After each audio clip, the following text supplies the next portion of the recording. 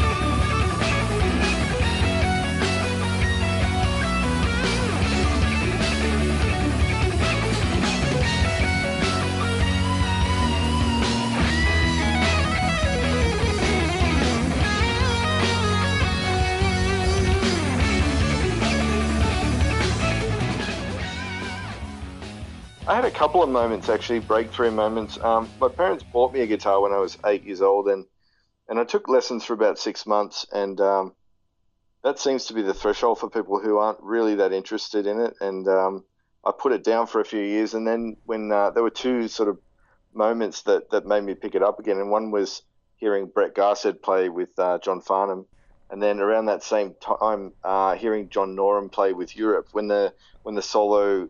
When I first heard the solo in the Final Countdown, yes, I just looked at it and went, "Oh, I want to do that." And the funny thing is because people accuse me of playing fast all the time. When I heard John Norum play fast, I thought, man, if I could do that, I would do it all the time. So self-fulfilling prophecy, I guess. That's great. That's so good. Oh man, we spoke to Michael Dolce, who I believe you're mates with as well. I have met Michael, yeah. Yeah, cool.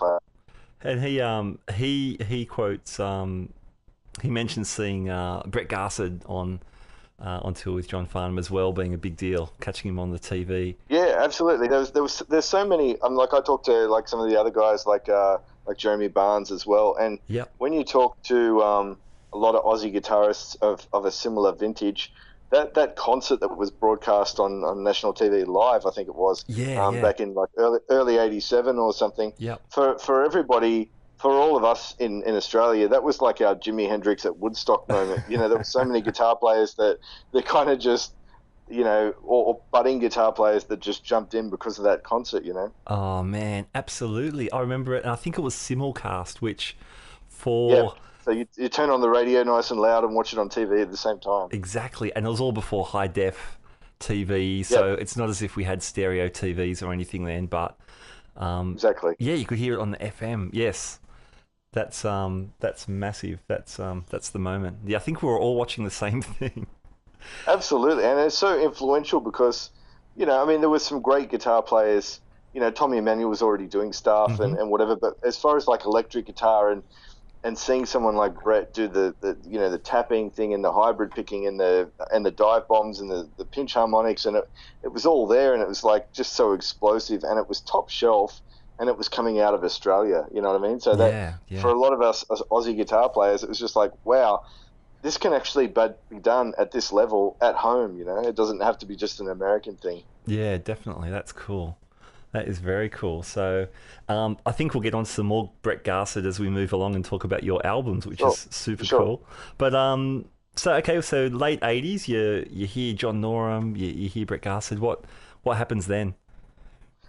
Then I actually pulled out the acoustic guitar and sort of went, this doesn't sound anything like those guys. So I don't know what I was thinking at the time, but I started making fake guitars out of just wood in the shed, and then I started trying to put strings on them, thinking that somehow it would sound better than my acoustic guitar when it was exactly the same thing. But enough of that, and my parents kind of got the message that okay, he wants something that looks like an electric guitar, so they went and bought a little guitar and amp pack, and from there I had lessons, and a couple of years after that, I sort of got more into the shred style of thing, and it kind of took off from there. Wow, cool. Do you remember that first electric? What it was? The brand was Legend, so it was just a Strat copy, and the only reason I picked it is because it looked like what John Norum was playing in that video. It Yeah, was of like a white course. Strat, That's and right. I just looked at they looked around they said look around the shop and which one do you want to try? And I just pointed to a white Strat and went, yep, that's what I want to try, and that was I think the only one I tried out, and then we bought it. So Wow, that's cool. That's great. and I've still got the body for that guitar somewhere. Okay. I've got to find that and put a neck on it. I think just for nostalgia's sake. Yeah, nice man. That's cool. So you're doing lessons. Was there a breakthrough in your playing when you realized, when you get to the next level, I don't know, just from say playing cowboy chords to actually putting a solo together and feeling like you're making Absolutely, some yeah. progress? It's funny you mention that because like when they put me back in lessons after getting the electric, um, I had this teacher that just wanted to show me like Roy Orbison songs and Elvis songs, and so I was playing all this old '60s stuff, Yep. and then and I learned a pentatonic scale, but I had no idea how that actually related to anything like what I was listening to. I thought it was just on a different planet, and then I had a substitute guitar teacher.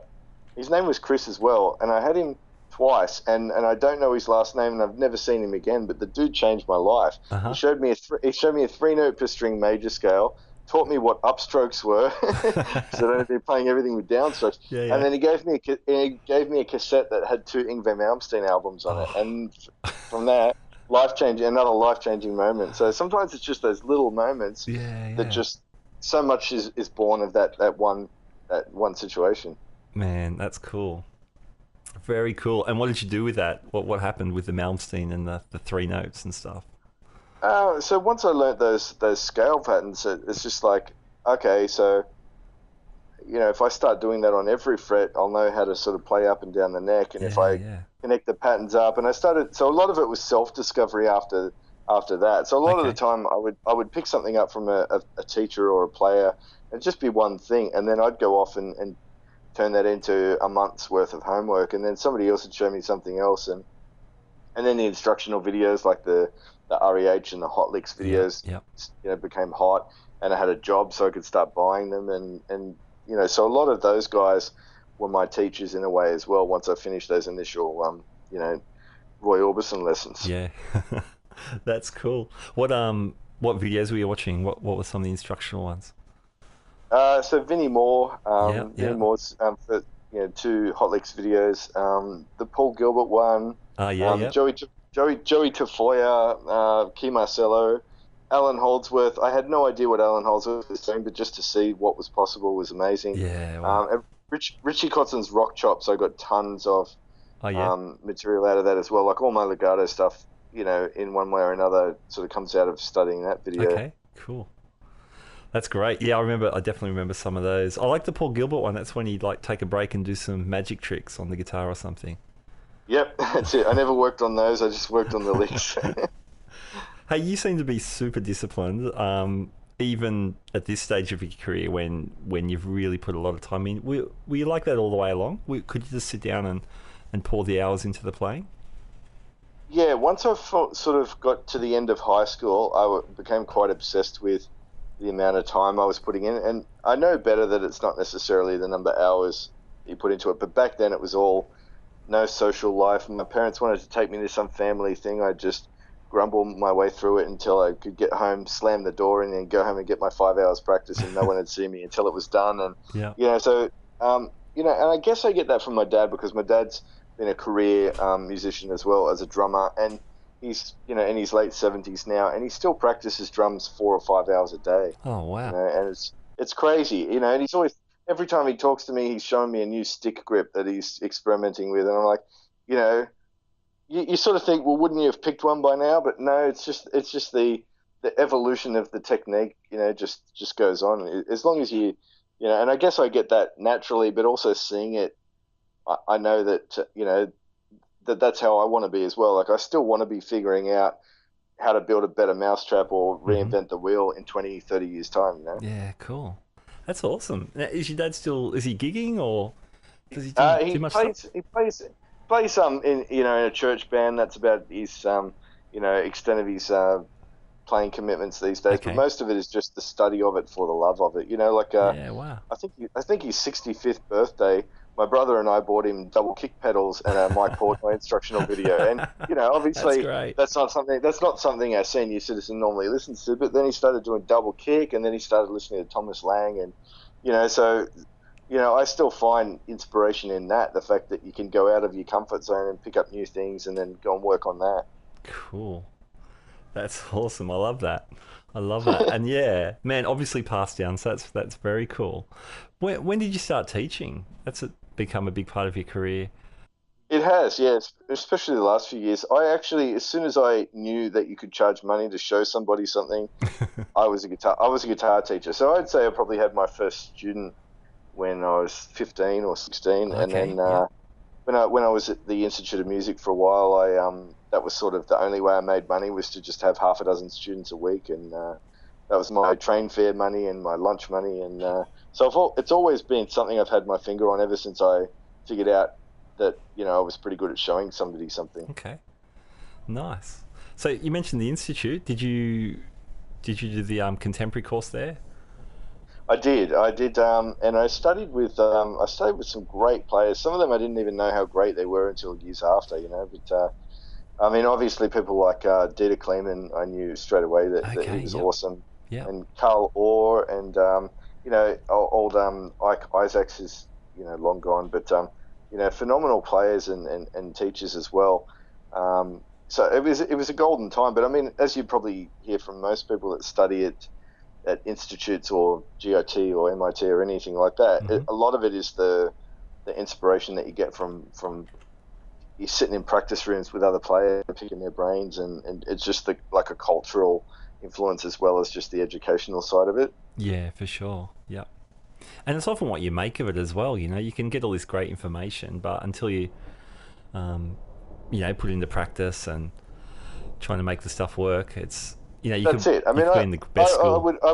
I would even say that the curriculum at that time, and this is in the early 90s, Yeah. wasn't fantastic. But I'd still do it again just to meet those other players, and there's about 3 or 4 players with this kind of little shred club that we were just like the shredders that hung out with each other. And That's great. I was the picker, and I was a picker, and there was another dude who was like a sweeper, and another dude who was all tapping. And it was between the 3 or 4 of us, we had everything covered. Nice. That's cool. Were you playing in bands at this stage? Yeah, I was playing in just some like pub bands half covers, like 50-50 covers, and those kind of things. Okay. Nothing that was really going anywhere, because at that time it was kicking into, you know, half my luck that the time I come of age and I'm finally old enough to play in pubs, and Yeah. then grunge is the thing Sure. that comes in. So for a long time it just wasn't cool to be me. I mean, it's still not that cool, but then it was really not cool. I think it's pretty cool to be you. That's fine. Thanks. But yeah, I know what you mean. Yes. So yeah, no one wants the 3-octave arpeggios over a Nirvana tune. No. I mean, no one even wanted anyone to look up from their shoes for a while there. It was That's just, true. yeah. I used to say it was you had to be self-loathing, but not enough to stay home. Okay. Just the right amount. Yeah. Oh man, I love that stuff too. I admit, but yeah, it was a big shift in the guitar landscape. Absolutely. Well, yeah. It's almost like I mean, not that information is wasted, but it would almost be like coming to the end of a degree, studying for a job that didn't exist anymore, Yeah, sure. and you found out the day after you graduated. Man, but you kept it going. When did you record the master plan? So I wrote, I started, didn't even know what it was going to turn into, whether it was just going to be a really good demo or an album or what. But I started sort of jotting down ideas for that even in the late 90s. Okay. But I actually started recording it, I think, in 2000 or 2001, and then I put it out in 2002.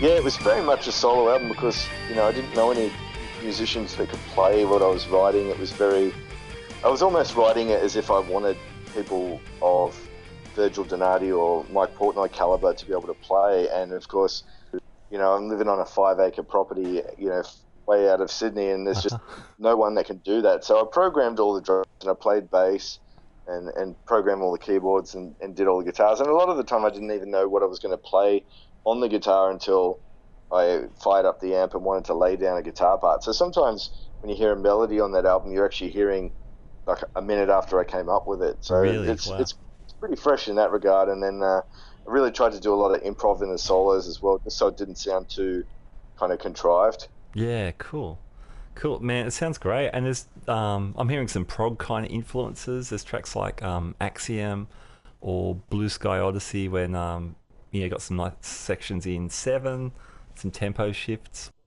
Absolutely, yeah. It was fun to do because I was kind of I liked Dream Theater and I liked some other bands that were doing progressive elements, but then I also liked like the Shrapnel albums and all that kind of thing, and I didn't really know how to reconcile those because sometimes on guitar albums the instruments are quite boring or they're just a vehicle for some wailing over the top. So Sure. it took me a while to reconcile how to kind of do both.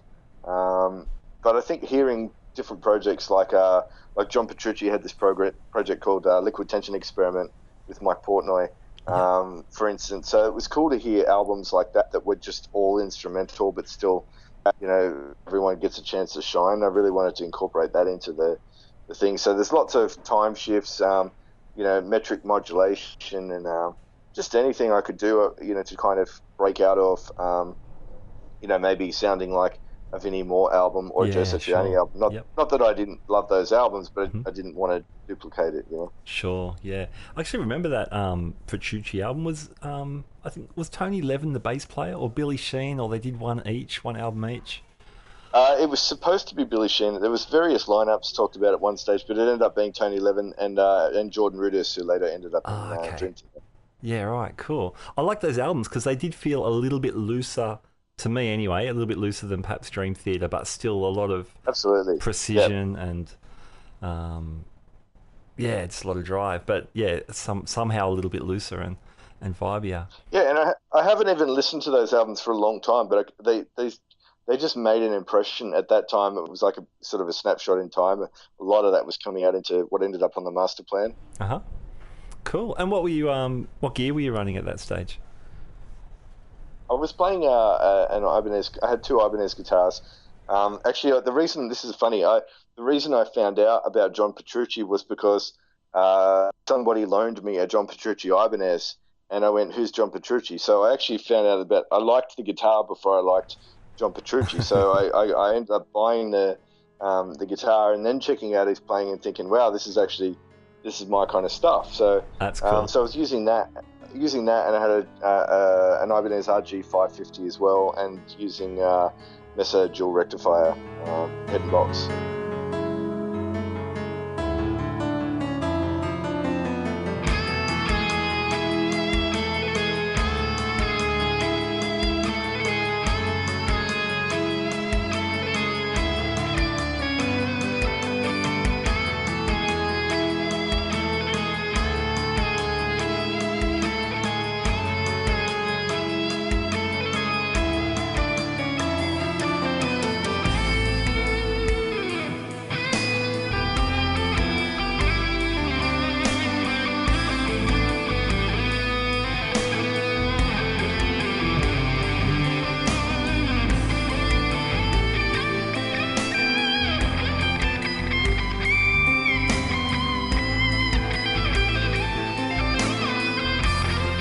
There's another solo album comes up, but when with your teaching, I'm jumping back to your teaching a little bit, but you started producing Sure. some really excellent teaching resources, I guess on top of your individual tuition and the clinics you were doing. Do Yep. you want to talk about some of those? Because they're so beautifully produced. Thank you. What I've been aiming to do for a long time, and there's other guys doing this in the marketplace, and they're very good at it. But I guess what I find is because people know me for a certain thing, whether that's accurate or not. A lot of people come to me to learn particular skills, and I just find in certain areas that I'm repeating the same lesson over and over again. Uh-huh. And I just got to a point where I thought, you know what, if I could record this hour, not that it only takes an hour, but if I could record this lesson and sell it to people over and over again, it kind of not only do I reach more people, but I can spend more time looking at other areas that I can do the same thing with and create a sort of a whole course of stuff. And that's kind of the plan. It's been a few years in the making now, but a lot more of that's going to be rolled out this year with just various courses, and then hopefully eventually that will turn into a subscription-based website where people can just have access to all of it for a monthly fee. Cool. That's great, man. That's great. So you've got the three on your website at the moment, which look great. There's the pentatonic picking one, Yep. which looks great. You've developed three ways of picking. Can you explain those a little bit? Yeah, there's three kinds of picking. Normally, people refer to, they think of alternate picking. They know what alternate picking is. It's just Yeah. down up and keep doing that. Economy picking, where you sort of, you accommodate sweeping into string changes that have odd numbers of notes, and then there's a third system that I've dubbed the compound system, and people like Eric Johnson are known for that in their pentatonic playing, where at certain points, string changes will be alternate, and then in other points they will be swept, usually to do with the number of evens and odd numbers of notes per string. So I sort of wrote three sections based on all of them because I like to be able to do all of them. I'm not kind of a this is my way and the only way kind of thing. Sure. So that was kind of laying down the groundwork for the picking styles of each one, and then hopefully eventually this year I'll get to a follow up, which would just be more licks in each vein. Okay, cool. Yeah, man, it sounded great and looked really cool. And I liked how you're mixing up like 2 note per string stuff, which is maybe more the Eric Johnson approach with like 3 note per string pentatonics, Yep. which always sounds really cool.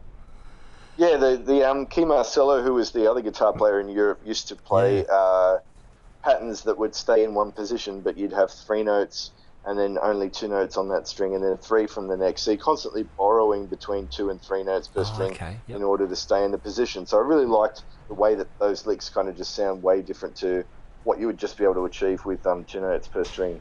Yeah, cool. Nice. And you've just released a new course called the Yngwie. Is that how I Yep, pronounce did it? that.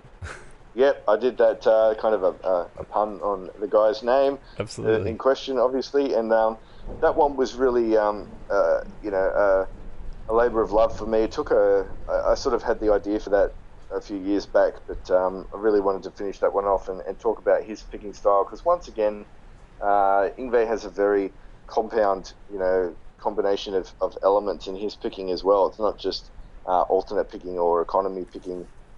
So it was a really interesting area of study. So I really wanted to bring that out to people, and a lot more people are talking about that because of cracking the code and stuff like that. Hmm. So it was a good time to finish it off and get it out there while there was more interest in what Yngwie's doing these days because it was kind of there's a period there, especially late '90s, early 2000s, where it just wasn't that cool to be into Yngwie, unfortunately. But now it's Sure. cool again. Yeah. Now, I and hope. oh, absolutely, absolutely. I mean, there's always room for Yngwie, I think. I think well, he's such a groundbreaking player. I mean, I think he fell out of favor with a lot of people stylistically because there's just the rest of the world moved on in some areas, and Hmm. he's quite you know um, dedicated to his own thing. So, but I think everything comes around again. Yeah. How'd you discover some of that stuff? Say if we just focus on Yngwie for a moment, how did you break through and really dig into his technique when you're, I guess, mostly dealing with audio recordings?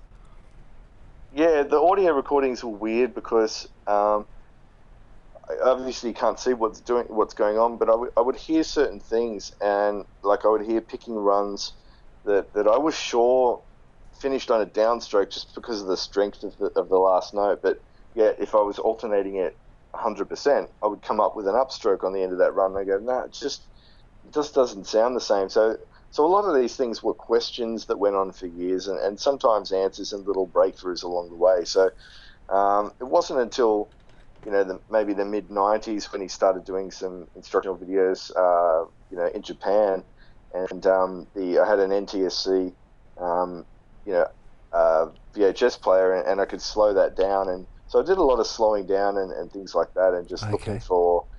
just looking for things that reoccurred because his playing is very there's like 4 or 5 elements to it, and everything is born of those elements, and it's like to use Troy's terminology, once you crack that code, you kind of just see how it all actually fits into it rather than differentiates from it. Okay. That's awesome, man. And that's a lot of dedication, just digging into it. So did you find it was very um, I guess what you're saying that some of these ideas are very small and simple, but until you know exactly what he's doing with it, there's a bit of a roadblock. Yeah, yeah, and that's it because what happens is you try to apply somebody else's logic to it. Yeah. You try to go, well, Paul Gilbert would just pick this alternate, Yeah. and but playing if you took Ingve lines and play them pure alternate picking, it sounds different. Like actually, Paul Gilbert's first few albums with Racer X were very much alternate picked Ingve kind of lines, and that's why they have their own flavor to it. So Hmm. once you sort of realize, okay, the way he goes up a scale is different to the way he goes down a scale, and if you're mixing and matching that system in a sequence, it was something pretty crazy, and I just found it a really interesting area of study. So it made me better to actually understand that rather than just chalk it up to personality or quirks or whatever. To actually Yeah. go, there's something here I really want to understand because I'm better off. I'm a better player for having made that pack. Actually, all the packs, I think. Every time I get to the end of a pack, I go, I'm actually better at that thing now. So I'm glad I do it. Yeah, that's cool. That's very cool. When I hear you play, I don't say this guy sounds like Yngwie. How if when you study one player so intensely, I mean, albeit for one project that you've done lots of different projects, of course. Yep. But how does that How does it influence your day-to-day playing? That's a really good question. There was about a year where I had trouble playing the way I played before because I was kind of like, I felt like a method actor. I wanted to stay in character to get the pack done. Yeah. So if I suddenly went back to alternate picking and stuff like that, I had to really think about it for a second. And now these days I'm better at switching between all of them.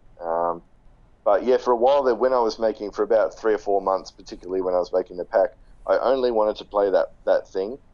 So even if I was playing something that was a different player, I would still try to work out how could I adapt that to Yngwie's style of picking. So which is interesting because that's where my next course is going to take me. Okay. How would I take that sort of technique set and play everybody else's stuff with it? So it actually turned out to be a good thing as well. Yeah, cool.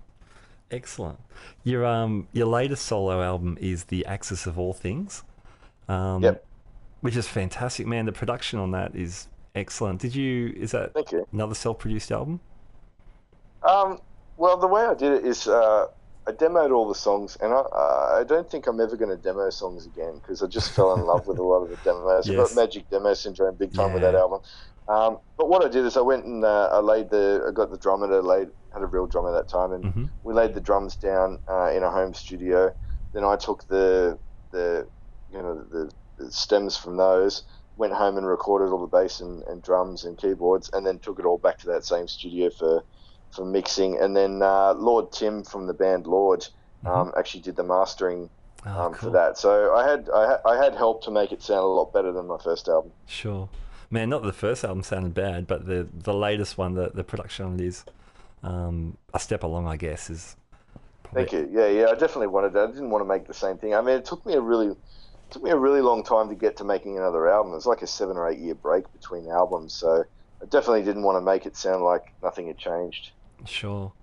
Man, the tones are awesome. Were you using a Kemper by then? I know you're a Kemper guy these days. No, I only started using Kemper maybe a couple of years ago. So the Axis of All Things is I think it's like nearly 5 years old now, and Okay. I was using a combination of amps. I had still had the Mesa Boogie, and I used that on some of the heavier tracks, and then on some of the chimier sort of tracks, I had a Sir Badger, which is kind of a plexi sounding Oh, yeah, yep. 30-watt head. I didn't have that for very long, but the tracks I used it on came out really good too.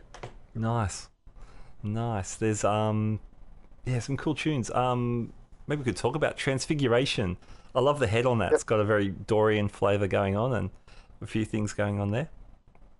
Yeah, that was one of those songs that came out of just writing with loops, and I don't mean like other people's loops. I mean I would come up with a drum track and then just lay down a bass line and then put some chords over the top, and a lot of the melodies just came from hitting record and noodling melodies over it, and then sort of taking the structural brain approach of going, where would you go now? And then you kind of go, okay, big chorus time, so I'd write the chorus and then go back to the little groove thing from before. So it's kind of half spontaneous and half it's sort of structured spontaneity, if you know what I mean. Once you get a really good idea, then the other half of the brain goes in and goes, rightio, I'm taking over, this is what we're going to do next. Uh-huh.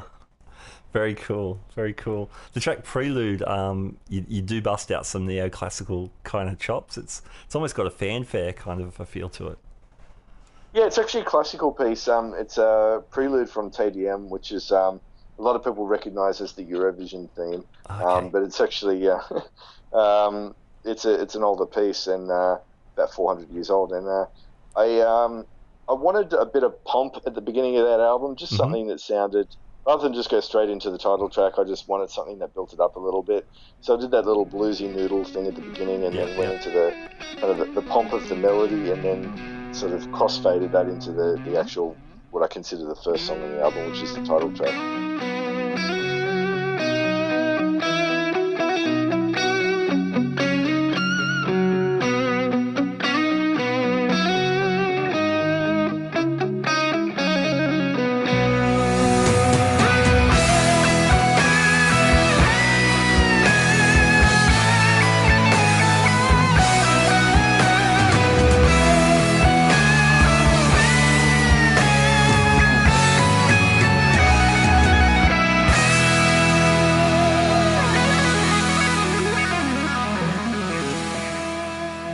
Man, and the title track is massive. The Axis of All Thank you. Things. It's great. How many guitars are you stacking on there in some of the parts? So at the most, there's only two rhythm guitars, just Okay. a pan left and right, Yeah. and that was all done. Actually, most of the album was done with a PRS 24, custom 24. Okay. So a lot of that's just two layered rhythms, um, melodies, and bits that I wouldn't be able to duplicate lead wise because things wouldn't match up or they were just a bit tricky. I'd probably only single track. Yep. Then other things, well, I'd double track just for thickness, but never really more than two guitars doing the same thing. Okay. Cool. Yeah, man. It sounds big. Sounds like fun. We mentioned Brett Garsed up at the front of our conversation. Yep. He guested on your album on the track "In and Out of Dreams." Tell me about that. That was one of the scary moments. Brett is actually, ever since the master plan came out, Brett had heard about that. I think I sent it to him, and I think we stayed in touch bits and pieces over the sort of the 10 years and after that.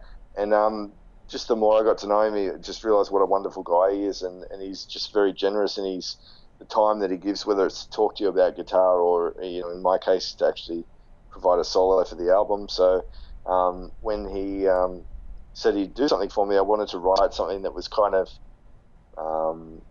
that would suit his style, but also stretch me a little bit as well. So I kind of wrote that section that, where we play, I think we play 16 bars each, and then 8, and then 4 and 2. It's kind of like a shrinking thing. And Yeah. Cool. I knew I wouldn't want to play after him. So I took the step of I actually took the step of laying down my trade-offs first, Yeah. just so that I could, and then I thought, if he goes in a different direction to me after that, I'll go and lay some more stuff down. But actually, what he did sounded really good bouncing off me, so I left it all the way it was.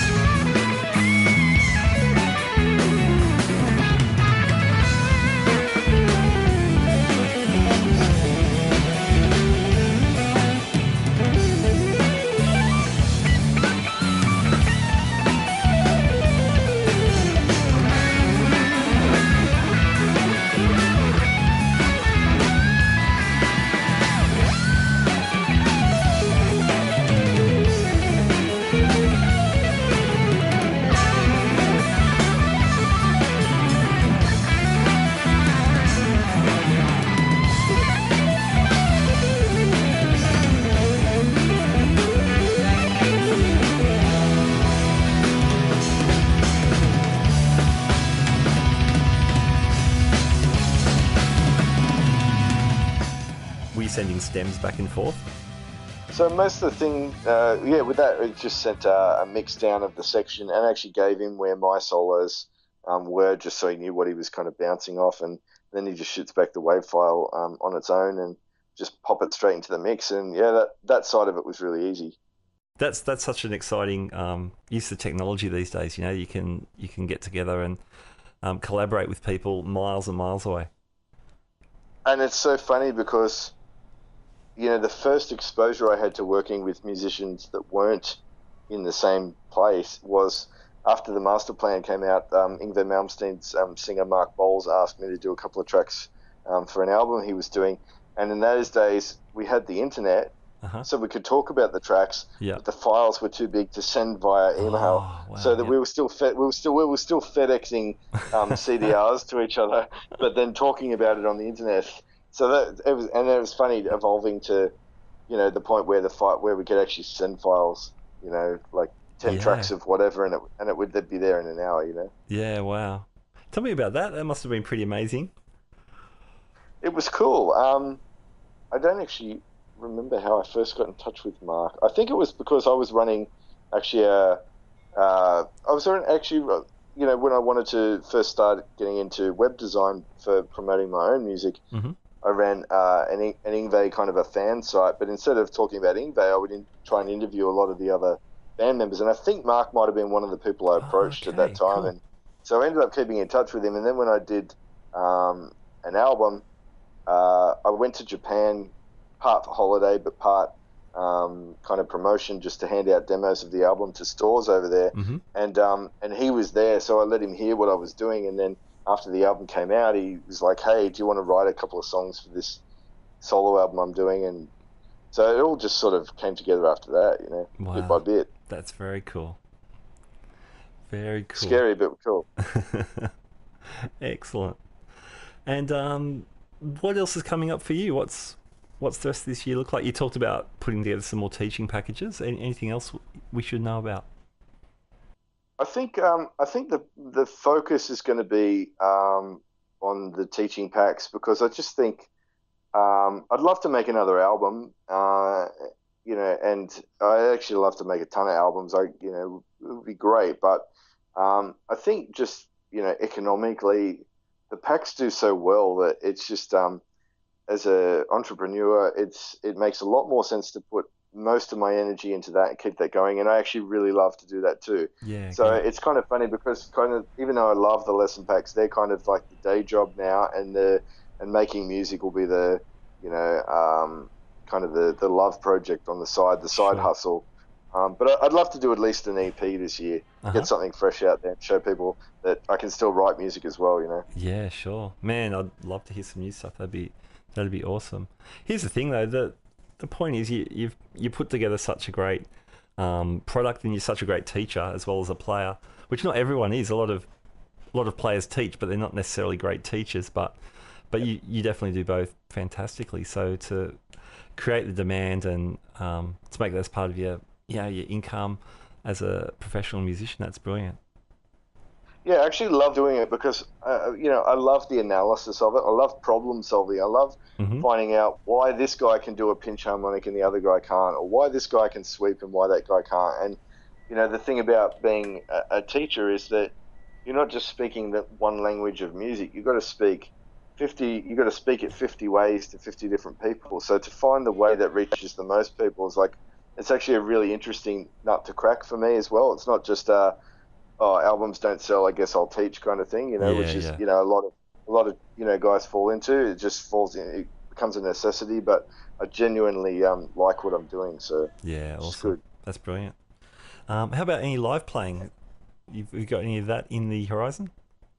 I haven't done any live playing for a long time. What happened, I was doing a lot of working stuff, RSL covers gigs, or the bread and Yep. butter stuff. Yep.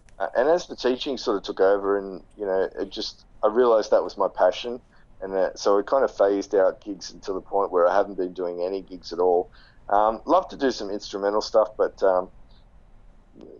thankfully it seems to be improving a little bit. But there was a time there where you just couldn't get arrested playing the kind of stuff Yeah, that sure. I play. But there's some great guys, out there now that are getting 100 people to a gig, or getting 150 people to a gig. So it's possible, and maybe that's something that I could get on as well once I get some new music together. Yeah, cool. Hey, we've talked about some Ibanez guitars and various bits and pieces, your boogies and things. What's your rig like these days? Because I know there's a bunch of companies you've worked with, and bunch Yep. of So, guitars so you're working right. on. So the Kempo profiling amp is like I'm not just saying this because I'm kind of collaborated with the importer to play them, but it's the single best piece of gear, most inspiring piece of gear I think I've put money into as a guitar player. So that is kind of my amp rig. It's every amp really that kind of I want access to. And then guitar wise, I've kind of flip flopped a few times between strats and super strats and things like that. I just bought a new Ibanez Premium, which is amazing. Yeah. It's good to have 24 frets again. Haven't had 24 frets for about 12 or 14 years, so it's good to be able to it's good to be able to play an F sharp again. Nice. Uh, but I mean, I guess I've always been attracted to the guitars that kind of have, you know, a fatness but a chime to them as well. Yeah. So I've never, no offense to anybody who loves them, but I've never been a Les Paul guy. Closest I've come to that is the PRS kind of sound, but that's still a brighter sounding instrument. So I've sort of always liked kind of the slinky sounding, you know, but hopefully not too shrill sounding kind of instruments. Yep. Nice. It's a question I ask a lot, and mainly because I have a hard time with it. I think I spoke with this to Greg Mara most recently, but if you're playing an Ibanez, that Prestige you've got, it's like an RG kind of a vibe. How do you go jumping from that back to one of your scallop fretboard strats? I'm mainly thinking about the neck.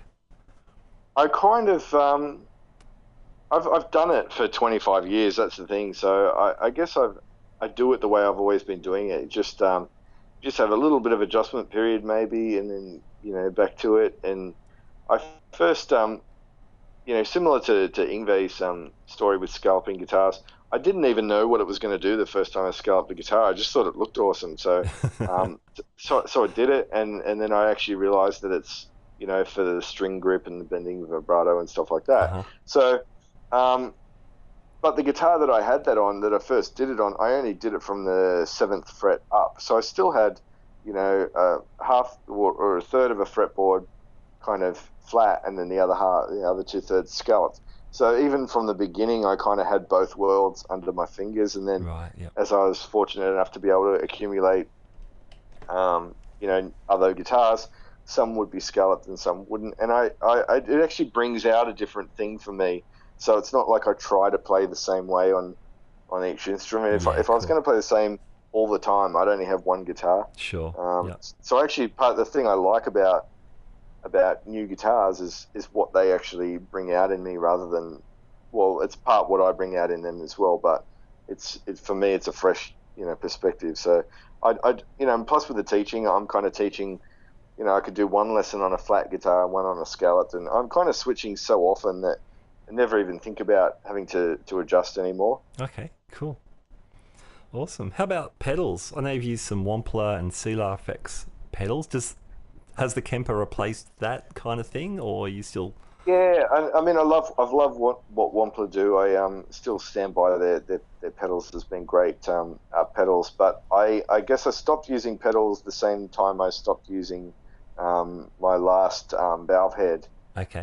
Which was another Mesa amp. That was an Electrodyne, which is really nice amp. And I was using pedals with that. I had half a dozen Wamplers and some TC Electronic and a couple other things there. But and I like that setup too. But you know, especially when I'm making instructional packs or you know, Instagram videos, or, you know, or actually playing on somebody's tracks, the Kemper just makes it so easy to just do what I'm doing, all in the box, straight into the computer, you know, at any time of day or night.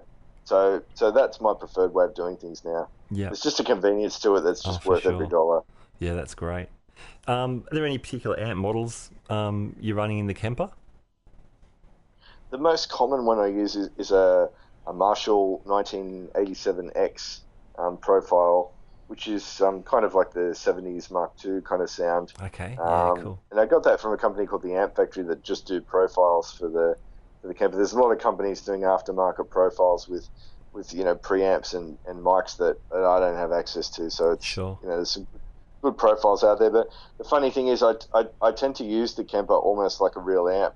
I almost always have that sound on there, and I turn the gain down, or I turn the gain up, or I switch guitars and play with the treble knob, or you know, I just do all that. And a lot of the time, I'll do a video for Facebook or whatever, and you know, some of the followers will say, "Man, what sound was that?" And I almost feel stupid saying the same sound the last 100 videos I did, but that's almost what it is. And then every now and then I'll just you know, delve into another amp and then maybe play only that one for a few weeks or whatever. But it's mostly the kind of the hot rodded plexi sounding stuff. Sure. Excellent. Well, man, it sounds big, whatever you're plugging into. It's great. Thanks. So, Chris, what's the best way for people to keep up to date with all your happenings?